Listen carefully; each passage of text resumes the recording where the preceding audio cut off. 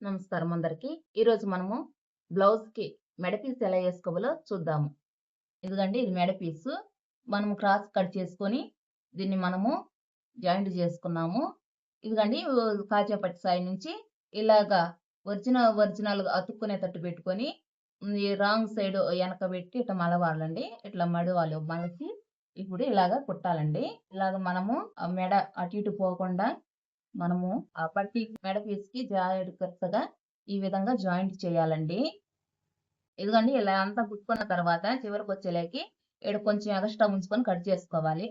దాన్ని ఇలాగా మడవాలండి. ఇలా మడవాలి. కుట్టేసుకోవాలి.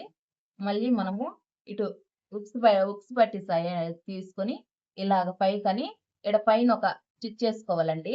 నెమ్మదిగా తిప్పుకోవాలి. ఇలాగ తిప్పి పైన ఒక కుట్టేసుకోవాలండి.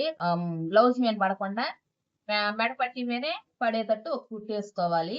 ఇప్పుడు మనము టాప్ స్టిచ్ చేసుకుందాము. ఎందుకండి ఇది ఇలాగ లోపలికి మడిచేసి ఈడ ఒక రవ్వ సన్నగా చేసుకొని ఈడ కుట్టేసుకోవాలండి. ఇలాగ పైన టాప్ స్టిచ్ చేసుకోవాలండి. కొంచెం మడుచుకొని వేసుకోవాలి. అదే మనం మలిచి చేతి పని చేసేదన్నమాట. ఇప్పుడు మనకి ఎగస్ట్రా గుడ్డ ఉంటదండి. ఇలాగా ఇదిగండి ఇలాగ ఎగస్ట్రా గుడ్డ ఉంటది. ఈ గుడ్డని మనము కట్ చేసుకుంటే సరిపోయిద్ది. జాకెట్ అంతా అయ్యేసరికి ఇలా ఉందండి. ఇంత కంప్లీట్ అయిపోయింది జాకెట్. ఇది ముందు పార్ట్, ఈ 2 ఇవి వెనక పార్ట్.